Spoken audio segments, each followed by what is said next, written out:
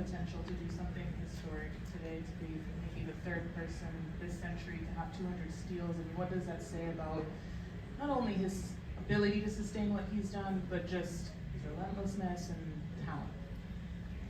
You know, we've talked a lot about Dyson and some of the metrics, and you know, clearly in my mind, he's the defensive player of the year.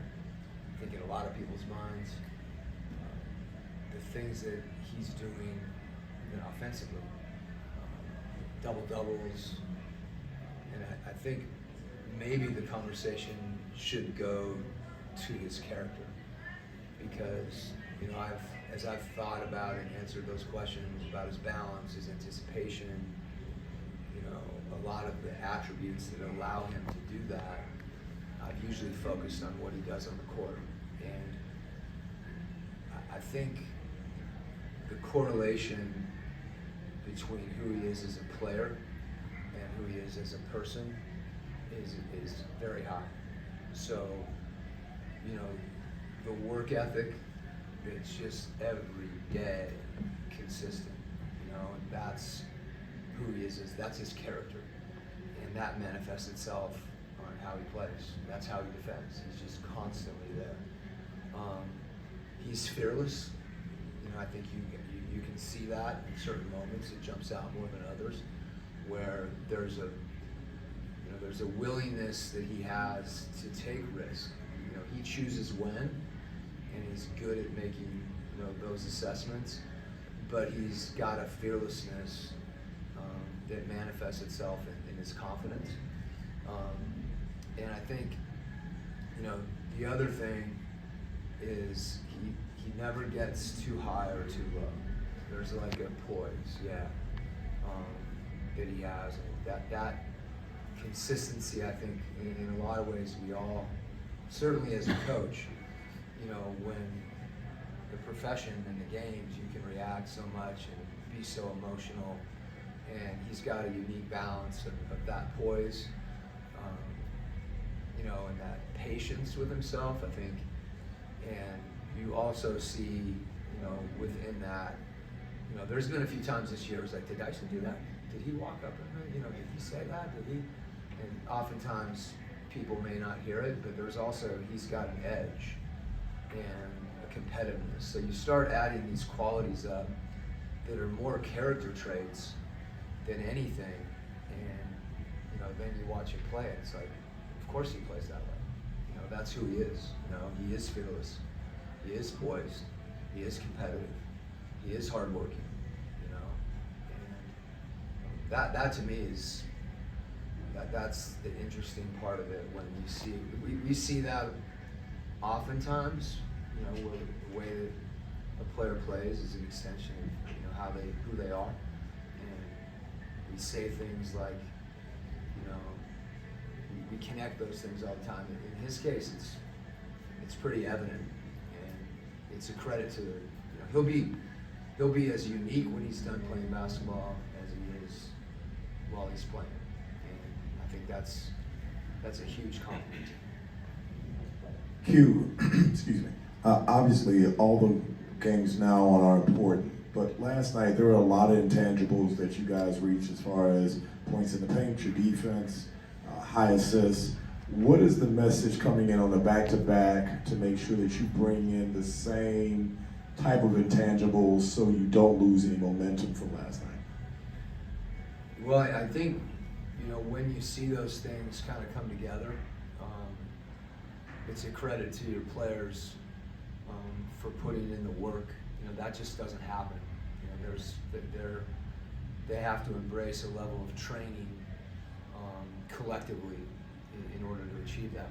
You don't have an assist unless someone spaces and stays in your vision. You don't have an assist if the player with the ball, isn't in the paint looking to have their eyes out. Making those passes accurate, all those different things that come together. And I think the important thing is to recognize that process is what generates that result. And if you can continue to focus on that, that's what happens when there's games you don't shoot well, but you still manage to win. And that's hard. I think we kind of take it for granted at times. Like, you can do that, why don't you do it every night? And we can all ask ourselves that question. It's just, and it's hard to do it collectively too. You may have 3 guys do it, you may have 4 guys do it, and so to maintain that, particularly during this time of year, as you said, is not easy, but it's obviously really, really important. And I think that's the challenge playing, at this point in the season. Every game is potentially so different, and you want to focus on what you're doing and try to replicate those types of performances, and oftentimes, more often than not, I should say, the results reflect that. Coach, I wanted to ask you about Trey. He's seen these double and sometimes triple teams all season long. Saw him again last night, and I think his passing out of them is a little bit underrated. I mean, we know he's a good passer. What can you say about his growth as far as him being able to take on those double teams and still distribute to his teammates as well as find his shot? Yeah, I think the key point you made is him passing out of him. I think that's when he's able to make that read quickly. You're able to take advantage of that, and that sometimes guys aren't spaced for him. So it's really, really imperative that we give him receivers, so that he can read a help situation and make a decision. When you've got 2 on you, there's 3 guys guarding 4, and if 2 guys are standing next to each other, that makes it hard for him. So I think his willingness to get off the ball and his trusting his teammates, and then they're doing their part to provide him with outlets. That you need the combination of both those things. And as you said, he's seen that. He'll see it again. Whether it's pick and roll or whether people just come double and hit him with the ball across his half court, whether they deny him. And I think as a group, maybe that means Dyson brings the ball up or Karras has it. Trey can be a screener. I think you've seen, an evolution from that standpoint, not just from the double teams, but how he's able, to stay efficient when defenses and preparation goes to him from a game plan standpoint. So it's obviously really important for us, and I think really important for him. That can be a lot. That's a lot to carry physically too. There are people who are really trying to make him work. And I think our team generally has become more aware of the role that they play in that. Coach, last night, Trey and George, they talked a lot about Karras and how he was able to come off the bench and be that scoring punch. Does he remind you any of maybe Jordan Clarkson when he was in your system? Yeah, he does. I wish JC were here. I could give him a hard time about a few things. I used to have a 12 dribble restriction on Jordan. I called timeout all the time, and I was like, JC, that's 12 dribbles, man. He broke it. He said, no. There's 3 of them were in backcourt. So